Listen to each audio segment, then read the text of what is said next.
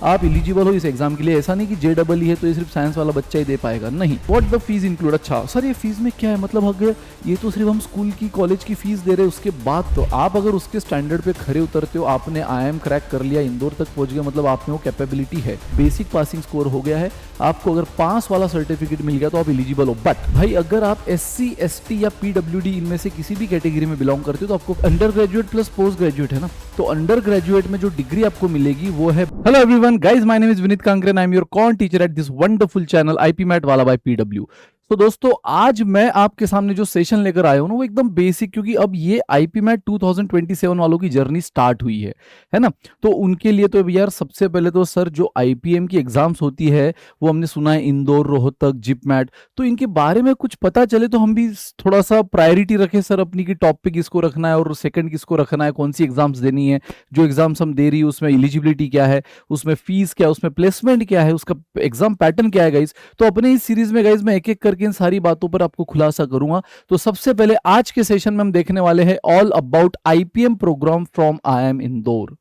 तो IIM इंदौर में जो आपका IPM प्रोग्राम है गाइज, पहली बात तो सर IPM प्रोग्राम क्या होता है मैं वहां से स्टार्ट करूंगा, ठीक है। तो बिना किसी देरी की शुरुआत करेंगे guys. So what is IPM program. So IPM program वैसे तो आपको पता ही है कि मेजॉरिटी स्टूडेंट्स को पता ही है कि ये 5 साल का इंटीग्रेटेड कोर्स होता है जिसमें आप ग्रेजुएशन और पोस्ट ग्रेजुएशन के साथ बाहर निकलते हो। So launch by IIM Indore in 2011 guys. और मैं आपको बता दूं अभी तो बहुत सारे टॉप 20 स्कूल ने IPM प्रोग्राम शुरू किया है, लेकिन IIM इंदौर ये सबसे पहली इंस्टीट्यूट है जिसने ये प्रोग्राम स्टार्ट किया था, सबसे फर्स्ट इंस्टीट्यूट जिसने IPM प्रोग्राम स्टार्ट किया था। सो 2011 से प्रोग्राम चल रहा है। The 5-year integrated program in management is the first of its kind in India. जैसे मैंने कहा ये पहला प्रोग्राम है जो स्टार्ट हुआ था IPM में। देन की प्रोग्राम डिटेल्स में हम देखेंगे गाइस। सबसे पहले ड्यूरेशन तो 5 years का होता है, जो कि 3 साल अंडर ग्रेजुएट एंड 2 साल पोस्ट ग्रेजुएट। उसके बाद गाइस अगर मैं आप बात करूं सर डिग्री क्या मिलेगी, तो डिग्री देखो आपको बैचलर ऑफ आर्ट्स मिलती है। अगर इसी को फाउंडेशन ऑफ मैनेजमेंट बोला जाता है, क्योंकि यार under graduate plus post graduate है ना, तो अंडर ग्रेजुएट में जो डिग्री आपको मिलेगी वो है बैचलर ऑफ आर्ट्स, उसी को फाउंडेशन ऑफ मैनेजमेंट बोला जाता है। एंड जो पोस्ट ग्रेजुएट की डिग्री है वो तो आपकी MBA है, मास्टर्स इन बिजनेस एडमिनिस्ट्रेशन, ठीक है। तो ये आपको पता चाहिए कि इन डिग्री के साथ सर अगर हमें बैचलर ऑफ आर्ट्स के बाद अगर एग्जिट करना है तो क्या एग्जिट ऑप्शन है गाइज, मैं उसकी भी बात करूंगा। लेकिन पहले देख लो कि सिलेक्शन प्रोसेस कैसे होती है। तो admission require cracking IP MAT, तो ये एक एंट्रेंस एग्जाम होती है गाइज जो आप में से कोई भी दे सकता है, इर्रिस्पेक्टिव ऑफ योर जो आप स्पेशलाइजेशन कर रहे हो, science, commerce, arts, doesn't matter, ठीक है। आपके लिए एक बेसिक एलिजिबिलिटी जो मैं अगले स्लाइड में बात करूंगा, अगर वो आप क्लियर कर रहे हो तो आप ये एग्जाम दे सकते हो। IP मैट इंदौर की एग्जाम उसको बोला जाता है शॉर्ट में।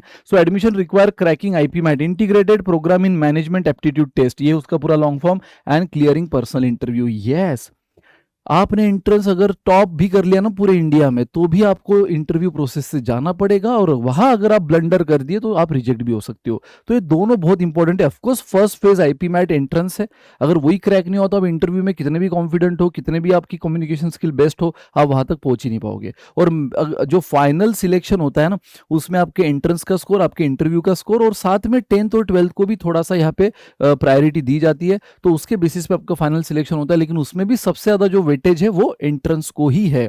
तो इसलिए पहले तो पूरा जान लगा देनी है एंट्रेंस एग्जाम क्रैक करने में। कौन सी? IP mat Indore. और जो मैं बात कर रहा था ना एग्जिट ऑप्शन की, yes, student can opt to leave after 3 year receiving only the BA degree. आपने अभी देखा कि अगर आप 3 साल पूरा करते हो, यार ऑफकोर्स ग्रेजुएशन करना है तो 3 साल तो पूरे करने पड़ेंगे, तो आप BA डिग्री के साथ एग्जिट ले सकते हो। अब एग्जिट लेने के कई सारे रीजन है। सर मुझे फैमिली बिजनेस ज्वाइन करना है, सर मुझे मास्टर्स करना है लेकिन आउट ऑफ इंडिया करना है, सर मुझे IIM से ही मास्टर्स करना है लेकिन मुझे और जो टॉप IIMs होती है जैसे अहमदाबाद, बैंगलोर, उनसे ट्राई करना है, तो फिर आप एग्जाम देते हो CAT. Yes, CAT entrance exam देकर आप वहां पे एडमिशन ले सकते हो। यानी कि आप अपने IIM का जो जर्नी है यहाँ पे 3 साल के बाद एग्जिट करके फिर से IIM से MBA कर सकते हो, बट उसके लिए कैट क्रैक करनी पड़ेगी। अगर मान लो आपने कैट नहीं दी तो आप IPM इंदौर के थ्रू, यानी IPM प्रोग्राम के थ्रू IIM इंदौर से MBA करके पूरी तरह बाहर निकल सकते हो। आपको फिर से कोई एंट्रेंस देने की जरूरत नहीं है अगर आपको अपग्रेड नहीं करना है तो, क्योंकि अपने आप में IIM इंदौर भी यार बेस्ट 20 स्कूल है ना, जो ब्लैक की बोला जाता है। बेंगलोर, लखनऊ, BLACKI में Indore, I stand for Indore, तो यस बेस्ट है।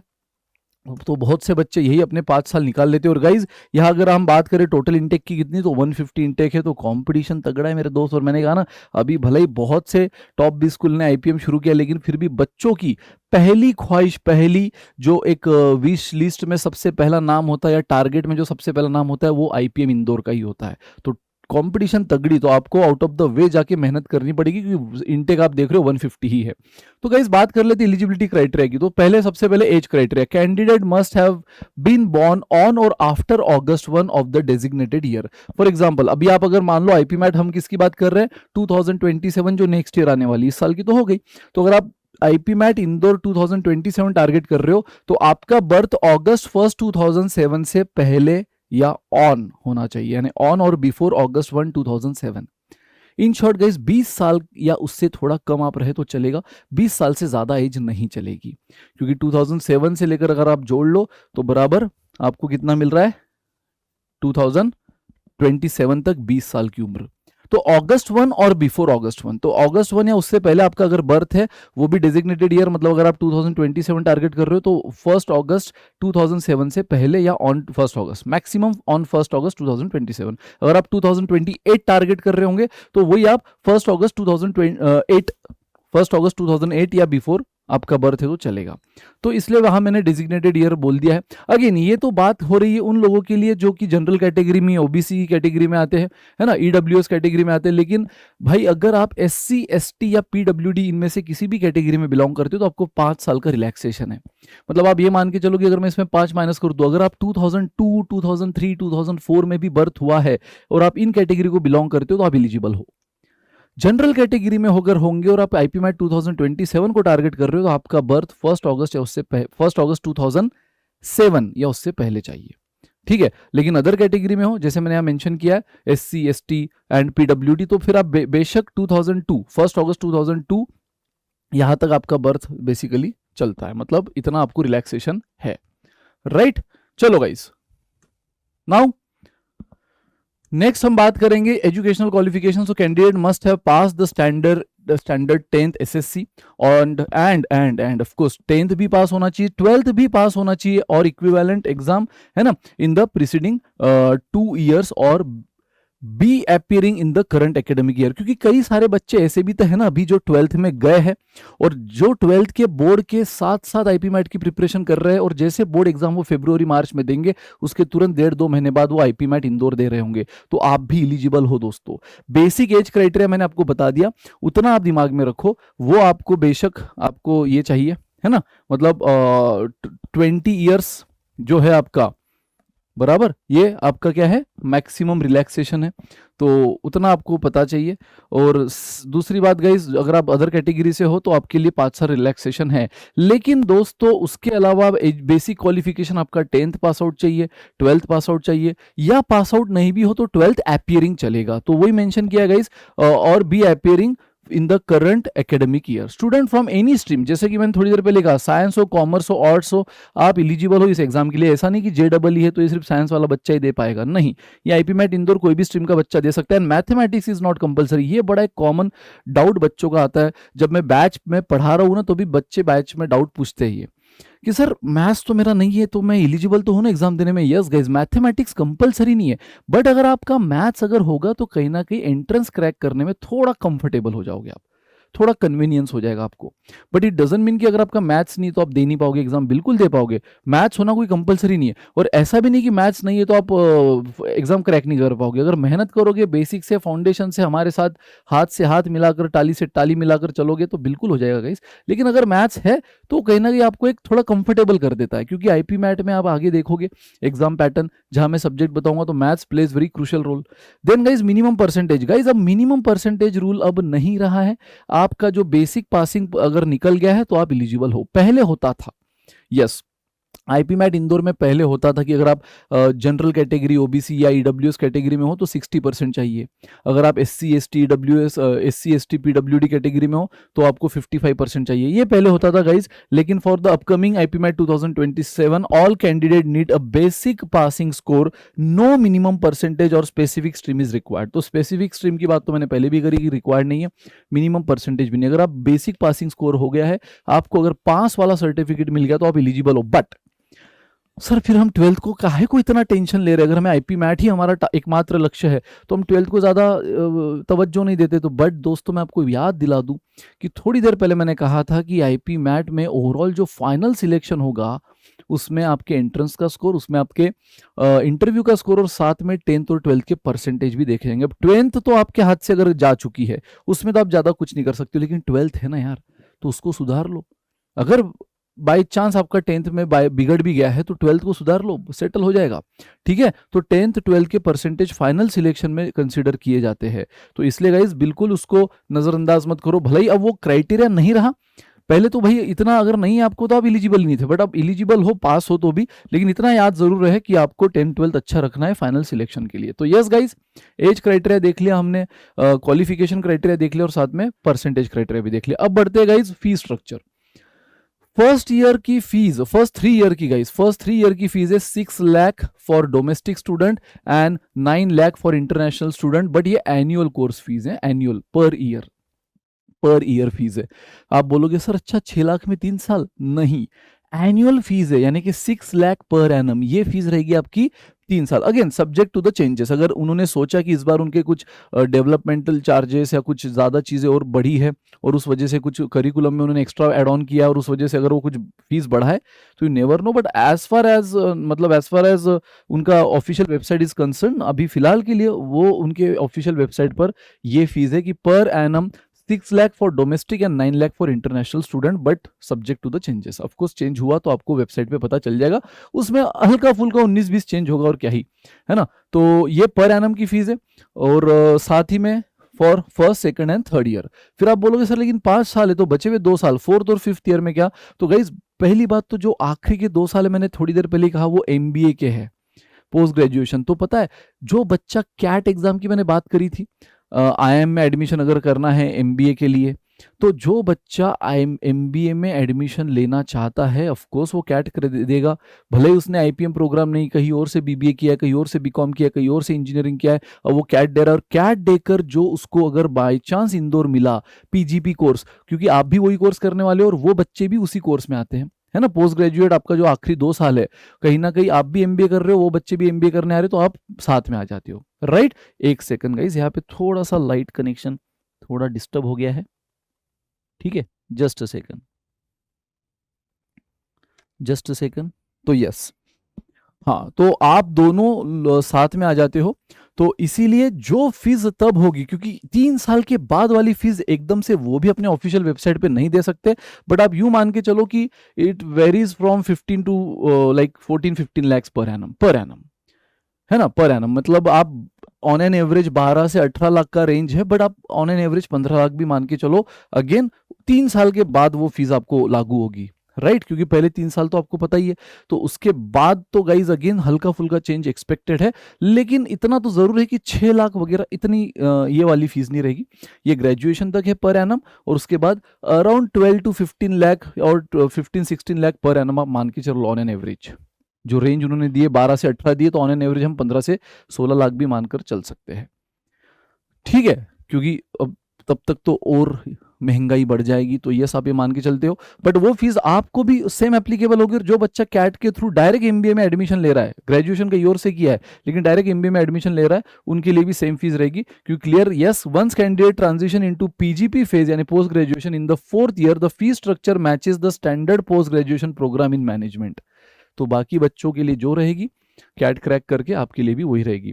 What the fees include? अच्छा सर ये फीस में क्या है, मतलब अगर ये तो सिर्फ हम स्कूल की कॉलेज की फीस दे रहे हैं, उसके बाद तो हमें और क्या एक्स्ट्रा एकोमोडेशन और ये सब के देना पड़ेगा? तो नहीं गाइस, देखो, the official IM Indore IPM admission detail state that the course fee covers lodging and accommodation. इसमें लॉजिंग एकोमोडेशन है, मतलब आप मान के चल रहे हो कि सर 6 लाख इतनी फीस और रहने के 2 लाख? नहीं भाई, वो जो रहने के आपके जो 2 लाख आप मान के चलते हो सालाना, वो कहीं ना कहीं यहाँ कवर हो जाते हैं फीस में, ठीक है। सो लॉजिंग एंड अकोमोडेशन इसी फीस में इंक्लूडेड है।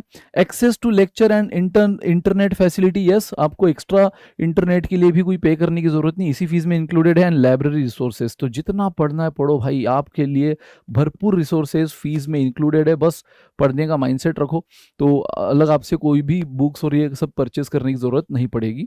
एक्स्ट्रा अगर आप कुछ लेना चाहो आपकी मर्जी, बट लाइब्रेरी रिसोर्सेज का एक्सेस आपको रहेगा। Then guys about placement, sir इतना तो हम इन्वेस्टमेंट कर रहे हैं लेकिन उतना रिटर्न है क्या? 100% है गाइज। पता है यहाँ का highest package around 70 lakh to 1 crore तक जा चुका है, कई साल 70 लाख तो उससे ज्यादा 1 CR तक जा चुका है हाईएस्ट पैकेज। आप सोच रहे होंगे सर फीस ज्यादा है, मैं उसको झूठला नहीं रहा हूं, फीस डेफिनेटली ज्यादा है गाइज, फीस डेफिनेटली ज्यादा है, लेकिन उतना आरओआई भी है।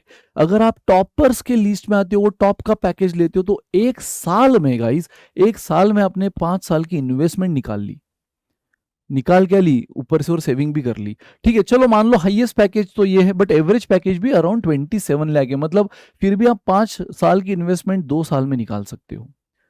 और ये भी 27 लाख, ये पूरे लगभग 580 स्टूडेंट्स को मिलाकर, क्योंकि मैंने कहा ना 150 आपकी इनटेक है। ऑफ कोर्स जैसे मैंने कहा कि कई सारे बच्चे ग्रेजुएशन के बाद एग्जिट कर लेते हैं क्योंकि उनको और टॉप आईएम में जाना होता है और उनको वो क्रैक हो जाता है। कैट एग्जाम देते हैं, सारे बच्चे देते हैं, जरूरी नहीं और देना जरूरी भी नहीं है, कंपलसरी नहीं है, बट आपको अगर चाहिए कि मुझे अहमदाबाद में जाना है, बेंगलोर में जाना है, तो आप दे सकते हो। तो 150 इनटेक में से मान लो 40-50 लोग माइनस भी हो गए, तो कहीं ना कहीं 100 बच्चे, 100, 110, 90 जितने भी बचते, हर साल का वो रेशो अलग है, कितने बच्चे एग्जिट करते हैं कितने नहीं, ये हर साल कोई फिक्स नहीं है ना, इनका कोई क्राइटेरिया नहीं है।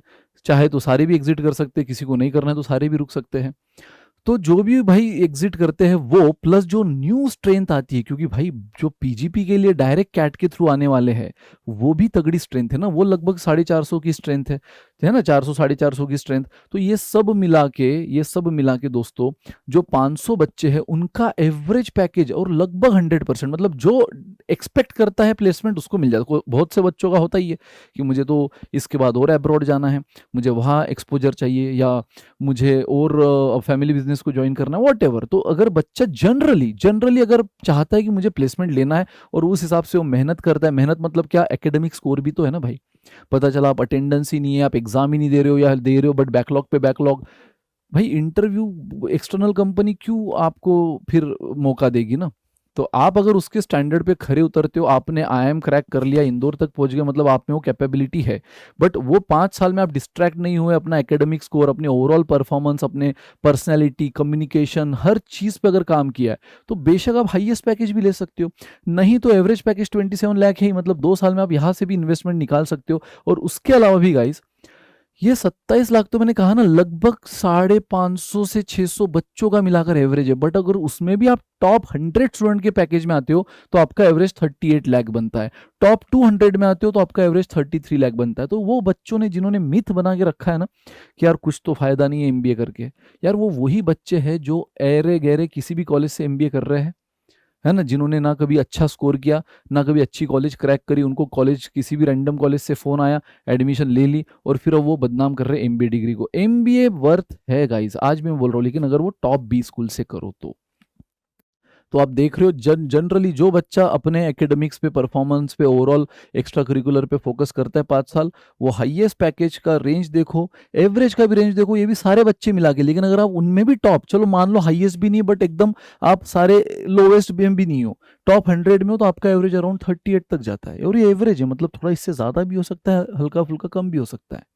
ठीक है, देन अगर आप टॉप 200 में आते हो तो 33 लाख से, इस तो आरओआई तो है भाई, इन्वेस्टमेंट है, नो डाउट उतना पहले आपको बर्डन रहेगा, लेकिन यस आजकल तो आपको पता है एजुकेशन लोन और ये सारी चीजें थोड़ी सी कहीं ना कहीं एजुकेशन को बढ़ावा देने के लिए इजी हो गई है ना। और अगेन आप अगर टॉप 20 स्कूल से करते हो तो एजुकेशन लोन भी जल्दी सैंक्शन होता है, फास्ट सैंक्शन होता है, और वो आप अपने दम पे रीपे भी कर सकते हो ना। अब बात करते हैं कि सर ये एग्जाम जो आईपीएम प्रोग्राम है, ये क्रैक करने के लिए आपने कहा था कि हमें आईपी मैट एग्जाम क्रैक करना होगा, वो क्या है? तो यार ये कंप्यूटर बेस्ड टेस्ट होती है, उसका 120 मिनट यानी 2 घंटे का ड्यूरेशन होता है। Then each section is limited to exactly 40 minute, यहाँ पे 3 सेक्शन होते हैं, कौन से होते हैं मैं आगे बताऊंगा, और हर एक सेक्शन 40 मिनट यानी टाइम लिमिट होता है। 40 लिमिट अगर हो 40 मिनट अगर हो गए और आपने वो पूरा नहीं किया तो भी वो ऑटोमेटिकली लॉक हो जाएगा और अगला सेक्शन स्टार्ट हो जाएगा। ठीक है, सो 120 मिनट में 40 40 40 समझ गए होंगे आप, 3 सेक्शन, हर सेक्शन 40 मिनट का। अच्छा, निगेटिव मार्किंग है, यस। इसमें देखो 2 टाइप के क्वेश्चन है, एक होते हैं एमसीक्यूज, एक होते हैं शॉर्ट आंसर। क्या है बताऊंगा, लेकिन एमसीक्यूज में पूरी तरह निगेटिव मार्किंग है, अगर करेक्ट है तो +4, रॉन्ग है तो -1। लेकिन वही गाइस, अगर शॉर्ट आंसर है तो करेक्ट पे तो +4 है, लेकिन रॉन्ग आने पर यह निगेटिव मार्किंग नहीं। अब दोनों में डिफरेंस क्या है, एमसीक्यू से तो आप फैमिलियर हो गाइस, जहां पे आपको A B C D ऐसे ऑप्शन होते हैं, आपको बस टिक करना है, सॉल्व करके जो भी आपका आंसर है उस आंसर को मैच करते हुए उस ऑप्शन पे टिक करना है। शॉर्ट आंसर फॉर्म में क्या होता है ना, ABCD ऑप्शन ना देते हुए बस इतनी सी ब्लैंक स्पेस दे दी होती है या एक बॉक्स दे दिया होता है, वहां पे आपको आंसर टाइप करना है। पूरा आंसर एक्सप्लेनेशन के साथ टाइप नहीं करना है। जो भी आपका फॉर एग्जांपल फाइनल आंसर 80 आया, 80, तो आपको यहाँ 80 लिखना है। यहाँ पे आप क्या करोगे, जहां 80 है वहां पे टिक करोगे ना, जो भी ऑप्शन में, यहाँ पे आपको 80 लिखना है। तो ये वाले पैटर्न में निगेटिव मार्किंग नहीं है गाइस। और कैलकुलेटर अलाउड है, यस, आईपी मैट इंदौर में है, लेकिन अपने घर वाला नहीं, जिस पे आप हाथ से करते हो कैलकुलेशन, वो नहीं। ऑन स्क्रीन जो आप, क्योंकि कंप्यूटर बेस्ड है ना, तो कंप्यूटर के स्क्रीन पे जो कैलसी है, बेसिक कैलकुलेटर, वो भी साइंटिफिक नहीं होता, वो डेफिनेटली यहाँ पे अलाउड है। और गाइज ये रहा ओवरऑल पैटर्न इंदौर का। यहाँ पे आप देखो, आपको 3 सेक्शन है, शॉर्ट आंसर वाला है, एमसीक्यू वाला है, क्वांटिटेटिव एबिलिटी में ही शॉर्ट आंसर है। ठीक है, यह शॉर्ट आंसर जो है वो सिर्फ क्वांटिटेटिव एबिलिटी, गाइज ये भी कहीं ना कहीं मैथ्स, इसलिए मैंने कहा मैथ्स भले कंपलसरी नहीं बट हेल्पफुल है। ये भी क्वांटिटेटिव एबिलिटी है, बट ये शॉर्ट आंसर जहाँ पे ऑप्शन नहीं दिए रहेंगे, और ये एमसीक्यू फॉर्मेट। और जो वर्बल है यानी कि इंग्लिश, वो पूरी तरह एमसीक्यू है। ठीक है, तो इसके 15 क्वेश्चन होते हैं क्वांटिटेटिव एबिलिटी शॉर्ट आंसर के, इसके 30 होते हैं और इसके 45, और हर एक में 40 40 40 मिनट। ठीक है, अब आपके दिमाग में कई सारे डाउट होंगे, सर इसकी मेन एग्जाम फॉर्म कब निकलती है। जनरली इसकी जो नोटिफिकेशन आती है वो जैन में आती है, और फरवरी या जैन एंड या फरवरी फर्स्ट वीक से इसके फॉर्म शुरू हो जाते हैं भरना, ऑनलाइन एप्लीकेशन शुरू हो जाती है फेब फर्स्ट वीक।